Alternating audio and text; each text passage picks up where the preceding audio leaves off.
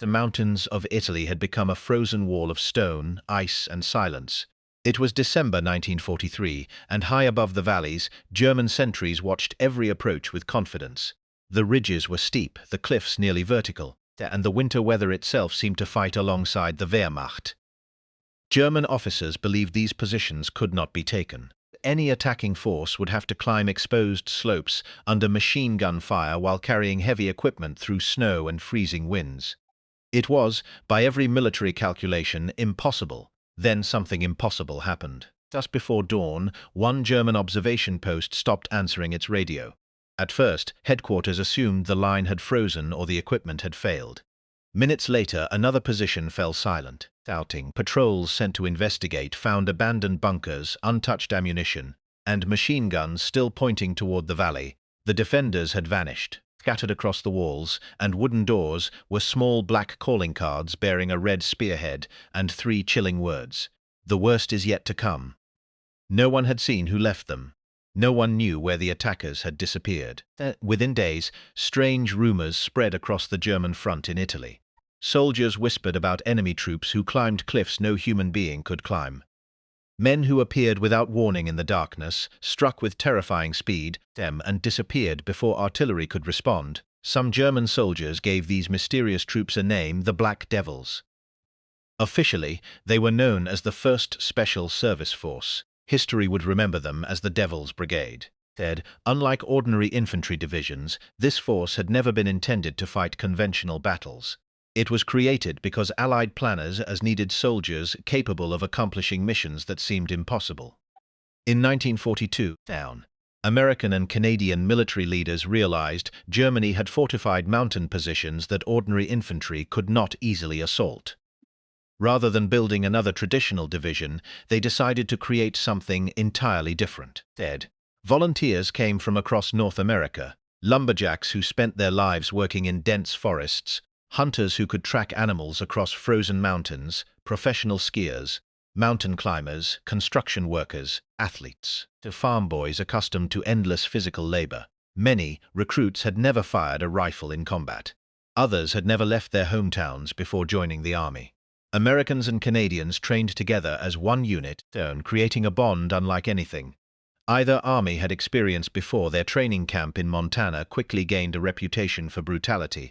Every morning began before sunrise, long forced marches through deep snow-tested endurance. The live fire exercises eliminated hesitation. Mountain climbing became routine, explosives training, knife fighting, parachuting, amphibious assaults, hand-to-hand combat, demolitions, survival training. Every skill that might someday save a soldier's life became part of daily routine. The instructors constantly reminded them that they would never have numerical superiority. They would never enjoy comfortable supply lines. They would never attack where the enemy expected. Instead, they would survive through speed, surprise, discipline, and aggression. Men unable to meet the standard disappeared from the roster almost every week. Only the strongest remained. Then the transformation was remarkable. Within months, recruits who had once struggled through training now carried heavy packs across mountains that exhausted ordinary infantry. They learned to navigate in complete darkness. Then they memorized terrain. They communicated silently. They could survive freezing temperatures for days with limited supplies. Most importantly, they learned to trust each other completely. Then, one veteran later explained that every soldier understood the same simple truth. If one man failed, everyone died. That understanding created extraordinary discipline. Unlike larger divisions where individual mistakes could disappear inside thousands of men, every member of the Devil's Brigade knew his actions directly affected the survival of everyone around him. Their first major combat assignment came in Italy. The German winter line blocked Allied advances toward Rome. Massive fortifications stretched across mountains that military planners considered almost impossible to penetrate. Among those positions stood Monte la Difensa. German commanders believed the mountain was secure because nature itself defended it. Steep cliffs protected the summit. Minefields covered obvious approaches. Machine guns overlooked every trail. Artillery waited behind the ridges. Previous Allied attacks had failed with heavy casualties. The Germans believed another assault would end the same way. The Devil's Brigade received different orders. Rather than attack from expected routes, then they would climb a nearly vertical cliff that German commanders considered unclimbable. The climb began after sunset. Each soldier carried weapons, ammunition, food, climbing equipment, and explosives. No fires, no unnecessary talking. Only the sound of boots scraping against frozen rock. Wind whipped across the mountainside. Ice covered many handholds. One mistake meant falling hundreds of feet into darkness. Still they climbed after hour. Sometimes using ropes, sometimes pulling one another upward, sometimes crawling across ledges barely wide enough for a single boot. By midnight they had reached positions directly below German defenses. The defenders above had no idea anyone stood beneath them. Just before dawn the attack began. Grenades exploded inside bunkers, automatic rifles erupted across the ridgeline. Knife fights broke out inside trenches. Seeking. German defenders who expected attacks from below suddenly found Americans and Canadians appearing behind their strongest positions. Confusion spread instantly. Machine gun crews attempted to turn their weapons toward the attackers, detecting, but many never had time. Entire sections collapsed within minutes. The fighting lasted only hours. By sunrise, Monte la Defensa belonged to the Allies. Military observers immediately understood the significance. Their position, previously considered impossible to capture, had fallen because a small force refused to accept conventional thinking. German reports described the attack as unexpected, aggressive, and astonishingly well coordinated. One officer admitted the defenders had never imagined anyone would attempt such a climb during winter. The victory transformed the unit's reputation. American commanders suddenly possessed a force capable of solving impossible battlefield problems. Whenever heavily defended positions blocked Allied progress, someone eventually suggested sending the Devil's Brigade. Again and again, they accepted missions larger almost avoided. Their operations became increasingly dangerous. Night raids deep behind enemy lines, reconnaissance patrols, capturing prisoners, guiding artillery positions, cutting communication lines. Each success strengthened German belief that they faced an unusually skilled enemy. The brigade deliberately encouraged those fears. After successful raids, they often left behind their famous calling cards, small black cards with a red spearhead. The worst is yet to come. German soldiers discovered them inside abandoned bunkers, near destroyed machine gun nests, along empty trenches. The cards produced exactly the psychological effect their creators intended. Every unexplained sound during the night became suspicious. Every missing patrol created anxiety. Every shadow might conceal another attack.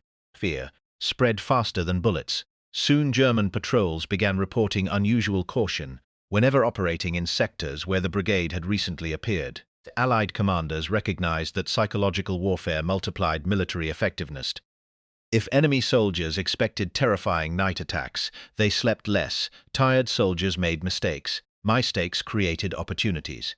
Those opportunities produced victories. The brigade understood that battles could often be won before shooting even started. Their reputation became another weapon. By early 1944, German intelligence had begun collecting reports describing these mysterious Allied commandos. Some documents referred to exceptionally aggressive mountain troops. Others mentioned silent nighttime assaults. Several reports described black calling cards left after attacks. Although intelligence officers struggled to determine exactly who these soldiers were, one conclusion appeared repeatedly. These men fought differently, very differently. They attacked where terrain said no attack was possible. They appeared unexpectedly. They disappeared before organized counterattacks formed. They rarely remained long enough for German artillery to respond effectively. Every successful operation increased uncertainty. Every uncertainty forced German commanders to commit additional resources defending areas that previously required little attention. A relatively small Allied unit now influenced enemy planning across an entire front. What began as military innovation had become strategic advantage. And the hardest battles were still ahead. The Devil's Brigade was unlike any military unit the Second World War had ever seen. Officially designated the 1st Special Service Force, it was a joint American-Canadian formation created for missions so dangerous that even experienced commanders questioned whether anyone could survive them. Volunteers were selected not only for physical strength but for intelligence, endurance, and an ability to fight independently. Many came from logging camps, ranches, mining towns, and mountain communities, where harsh conditions had already shaped them long before they ever put on a uniform. The training they received at Fort William Henry Harrison in Montana pushed them beyond every accepted military standard of the time. Every day began before sunrise with punishing marches through the mountains carrying heavy packs. They learned rock climbing, skiing, demolition, hand-to-hand combat, knife fighting, parachuting, and amphibious assault. Every man qualified with nearly every weapon the unit possessed. If a radio operator fell, another soldier could replace him. If a machine gunner was killed, someone else immediately stepped into his position. Every soldier was expected to fight like an entire squad. Lieutenant Colonel Robert T. Frederick believed that ordinary training produced ordinary soldiers. He wanted something different. He wanted men who could continue fighting after exhaustion had convinced everyone else to stop. During one exercise, he ordered the force to climb a frozen mountain through waist-deep snow during the night carrying full equipment. Many officers thought the task impossible. The men completed it anyway. Then, Frederick simply nodded and told them that the enemy would expect less than they were capable of. That became the philosophy of the Devil's Brigade. German intelligence initially dismissed reports about the new Allied formation. Then, they believed stories describing silent night attacks, impossible mountain movements, and soldiers appearing behind defensive positions were exaggerated propaganda. They would soon discover otherwise. The brigade's first major combat came in the Aleutian Islands during the campaign to retake Kiska. The operation proved unusual because Japanese forces secretly evacuated before the Allied landing. Although the brigade saw little direct combat there, they mastered movement through freezing weather, dense fog, and impossible terrain. Those experiences would become invaluable months later in Italy. Italy, in late 1943, had become one of the hardest battlefields in Europe. German defensive positions stretched across mountains, rivers, and steep ridges that favored defenders at every turn. One position seemed particularly impossible to capture, at Monte la Defensa. German paratroopers occupied the mountain summit behind cliffs considered unclimbable. Allied commanders repeatedly attacked from predictable directions and suffered devastating casualties. Frederick studied aerial photographs and noticed something different. There was one route that appeared impossible even for trained climbers. That was exactly why he chose it. On the night of December 3, 1943, the Devil's Brigade began climbing the frozen cliff. The men moved in silence, securing ropes, helping each other over icy rocks, and refusing to use lights despite the darkness. Several slipped and nearly fell hundreds of feet. No one spoke above a whisper. By dawn, they had reached the summit behind German positions. The attack erupted without warning. The German defenders, who expected an assault from the valley, suddenly found American and Canadian soldiers appearing behind them with rifles, grenades, and fighting knives. Machine gun nests that had dominated the approaches were attacked from the rear. Within hours, the supposedly impregnable mountain had fallen. One German prisoner reportedly admitted during interrogation that they had believed no human force could climb those cliffs in winter. The brigade continued advancing through Italy, attacking mountain after mountain under conditions that exhausted even veteran divisions. Unlike conventional infantry, they specialized in operating during darkness. Frederick encouraged aggressive patrols every night. Rather than waiting for German attacks, his soldiers crossed no man's land after sunset, gathering intelligence, capturing prisoners, destroying outposts, and keeping enemy units constantly on edge. Soon German sentries developed a new routine. Every unusual sound in the darkness became cause for alarm. Every movement among the trees might signal another patrol.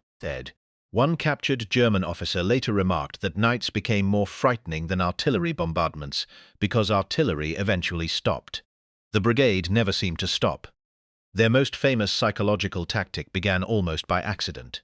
After eliminating isolated German positions, brigade soldiers sometimes left behind small calling cards reading, "The worst is yet to come." Soon another habit developed. They blackened their faces before night operations and attacked so quietly that survivors often discovered only the aftermath. German soldiers reportedly began referring to them as Schwarzer Teufel, the Black Devils. American troops embraced the nickname. Soon newspapers transformed it into something even more memorable. The Devil's Brigade, near Anzio in early 1944, the brigade faced one of its greatest tests. The Allied beachhead remained trapped under constant German attack. Every night patrols crossed flooded fields, drainage ditches, and ruined villages while artillery illuminated the battlefield with flashes visible for miles. The brigade excelled under exactly these conditions. Instead of defending passively, Frederick ordered relentless offensive patrols. Small teams crawled through mud for hours to reach German positions. They cut communication wires, captured maps, seized prisoners, and returned before dawn. Sometimes they eliminated entire observation posts without firing a single shot. German commanders found themselves reporting attacks that appeared impossible, considering the small number of Allied troops involved. Captured documents later revealed increasing concern about unidentified elite American raiding forces operating throughout the sector. One German report warned that conventional defensive methods proved ineffective because the enemy refused to behave like normal infantry. Instead of attacking after artillery preparation, they appeared unexpectedly. Instead of remaining on captured ground, they disappeared before reinforcements arrived. Instead of withdrawing after suffering casualties, they often attacked again the following night. The psychological effect grew larger than their actual numbers. Although the brigade contained roughly 1,800 combat soldiers, German estimates frequently placed their strength far higher. Fear multiplied them. Frederick encouraged speed over numbers. If one platoon could achieve the objective, he refused to send a company. Every successful raid reinforced the illusion that Allied special forces existed everywhere. German veterans who had fought on the Eastern Front admitted privately that they preferred facing conventional infantry because predictable tactics allowed predictable responses. The Devil's Brigade ignored those expectations entirely. One German machine gunner reportedly described hearing movement outside his position throughout an entire night. Every few minutes another sound, another shadow, another snapped branch. No attack came until shortly before dawn. By then most defenders had been awake for hours. Exhaustion proved almost as effective as bullets. During one operation, brigade patrols infiltrated between multiple German positions without detection, allowing engineers to destroy important defensive obstacles. Before the main Allied assault began, German commanders struggled to understand how Allied troops repeatedly crossed heavily defended terrain without triggering alarms. The answer was discipline. Every soldier memorized routes before leaving friendly lines. Every patrol rehearsed movements repeatedly. Every man understood that silence could mean survival. Many carried knives specifically because firearms made too much noise. The brigade's knife became legendary. Although combat knives rarely determined battles, stories spread quickly among German troops that these soldiers preferred fighting silently. Whether every story proved accurate mattered less than the belief itself. Fear altered behavior. German patrols became increasingly cautious. Observation posts requested additional reinforcements. Night movements slowed. Every hesitation benefited Allied operations. As fighting continued across Italy, casualty rates within the brigade climbed rapidly. Their missions remained among the most dangerous assigned to any Allied formation. Replacements often arrived only after veterans had already spent months in combat, yet newcomers quickly absorbed the same aggressive culture. Experienced soldiers taught them one essential lesson: never give the enemy time to recover. The brigade attacked whenever possible. If artillery ceased, patrols moved. If weather turned bad, patrols moved. If darkness fell, patrols moved. German intelligence eventually circulated warnings identifying the unit specifically. Reports advised commanders to strengthen night security and expect infiltration from unexpected directions. Some officers even doubled sentries after sunset. Others prohibited unnecessary movement outside defensive positions. These measures demonstrated respect earned through experience. Later campaigns carried the brigade into southern France during Operation Dragoon. Once again they spearheaded difficult advances through mountainous terrain. German resistance remained determined but increasingly disorganized as Allied forces advanced. The brigade captured villages, crossroads, and strategic heights, while maintaining the same aggressive tempo established in Italy. French civilians often watched exhausted soldiers covered in dust and camouflage passing through their towns without realizing these men had already become one of the war's most respected special units. Settled. German prisoners continued mentioning the same nickname. Black Devils. One intelligence officer reportedly noted that morale declined noticeably whenever rumors placed the brigade nearby. Whether entirely accurate or not, such observations reflected something every experienced commander understood. Psychology mattered. Fear changed decisions. Confusion slowed reactions. Confidence disappeared long before armies collapsed physically. The brigade understood this instinctively. Toward the end of 1944, the unit faced increasing manpower shortages. Months of constant combat had reduced its strength dramatically. Despite repeated successes, replacements could not fully compensate for heavy losses. Eventually, military planners concluded that maintaining such a specialized force no longer justified the casualties it continued to suffer. In December 1944, the 1st Special Service Force was officially disbanded, its soldiers transferred into other formations across Europe. Many later served with airborne divisions, ranger units, intelligence organizations, and occupation forces. The name disappeared. Its reputation did not. Years after the war, German veterans interviewed by historians often remembered the same characteristics: aggressive night attacks, silent movement, unexpected appearances, relentless pressure. Some accounts undoubtedly grew larger through memory. War has a way of transforming frightening experiences into legendary stories. Yet the official combat record remains remarkable even without exaggeration. 10. The brigade captured thousands of prisoners, died numerous fortified positions, succeeded repeatedly against objectives considered nearly impossible, and earned respect from enemies who rarely praised opposing soldiers. Simple. One German veteran summarized the experience simply: "They attacked where no one expected. They climbed where no one climbed. They came at night when everyone else waited for daylight. We learned that if the Black Devils were in your sector, sleep became a luxury." Perhaps that explains why the nickname survived long after the unit itself disappeared. Many military organizations achieve battlefield success, very few become legends in the minds of their enemies. The Devil's Brigade did both. They proved that elite soldiers were not defined only by superior weapons or overwhelming numbers. They were defined by preparation, discipline, imagination, and an unwillingness to accept that impossible objectives were actually impossible. Long after Monty-la-Defense, Anzio, and southern France faded into history, one truth remained: German commanders could replace lost equipment. They could reinforce damaged positions. They could reorganize shattered divisions. But they never fully solved the problem posed by an enemy that refused to fight according to expectations. That was the true weapon of the Devil's Brigade. Not fear alone, but the certainty that somewhere beyond the darkness, a small group of determined soldiers might already be moving toward them in complete silence. The final chapter of the Devil's Brigade was written quietly, almost without ceremony. After months of relentless combat across Italy and southern France, the unit had accomplished everything its creators had imagined, and far more than anyone believed possible. But success had come at an extraordinary cost. Casualties had steadily reduced its strength, and the specialized nature of the force made replacing experienced soldiers nearly impossible. On December 5, 1944, at Villeneuve-Loubet on the French Riviera, the 1st Special Service Force officially stood down.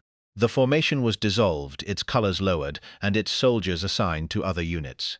There was no grand celebration, no victory parade, and only the understanding among the men that something unique had come to an end. Lieutenant Colonel Robert T. Frederick addressed the brigade one final time. He reminded them that history would judge their achievements not by how long the unit existed, but by what it accomplished while it lived. Many of the soldiers listening had climbed impossible mountains, survived freezing nights in foxholes, crossed minefields in darkness, and watched friends fall beside them. They knew exactly what those words meant. The brigade had entered combat with fewer than 2,000 men. During its existence, it captured thousands of enemy prisoners, destroyed heavily fortified German positions, and helped break defensive lines that conventional assaults had failed to penetrate. Military analysts later calculated that their operations saved countless Allied lives by shortening battles and forcing German withdrawals before larger offensives even began. German commanders who reviewed the Italian campaign after the war repeatedly mentioned the same problem. The Devil's Brigade never behaved according to accepted military doctrine. When German planners expected a daylight attack, the brigade moved at night. When they fortified roads, the brigade climbed cliffs. When they prepared defenses facing forward, the brigade appeared behind them. Predictability disappeared whenever the unit entered a sector. One captured German officer reportedly admitted during interrogation that his troops stopped believing any position was truly secure. Every ridgeline, every ruined farmhouse, every forest trail became a possible avenue of attack. That uncertainty exhausted soldiers long before combat began. The brigade's reputation spread far beyond the sectors where it actually fought. German units that never encountered them still heard stories from formations that had. Some stories became exaggerated, as often happens during war, but the fear remained genuine. Rumors claimed they never took prisoners during night raids. Others claimed they could move through minefields without losses. Some insisted they were commandos specially trained for assassination. Most of those stories were false, yet they reveal something important. The brigade had become larger than reality in the minds of its enemy. Years later, historians interviewed surviving German veterans about the fighting in Italy. Again and again, they described the psychological pressure rather than the physical battles themselves. One remembered spending entire nights staring into darkness because everyone expected another patrol. Another recalled commanders ordering double sentries whenever reports placed the Black Devils nearby. Another simply said, "You never relaxed." Those words may sound simple, but soldiers understand their meaning. Fatigue destroys judgment. Constant tension weakens morale. Fear spreads faster than orders. The brigade weaponized uncertainty more effectively than many armies used artillery. The soldiers themselves rarely described what they did as extraordinary. Most insisted they were simply completing assigned missions. Their veterans often remembered the friendships more than the battles, the long marches more than the firefights, the cold more than the medals. Many returned home after the war and built ordinary lives. Some became businessmen, some became teachers, some returned to farms. Some never spoke about the war again. Others continued military careers that shaped future generations of special operations forces. The legacy of the Devil's Brigade reached far beyond the Second World War. Military planners carefully studied their training methods. Their emphasis on versatility influenced modern special operations doctrine.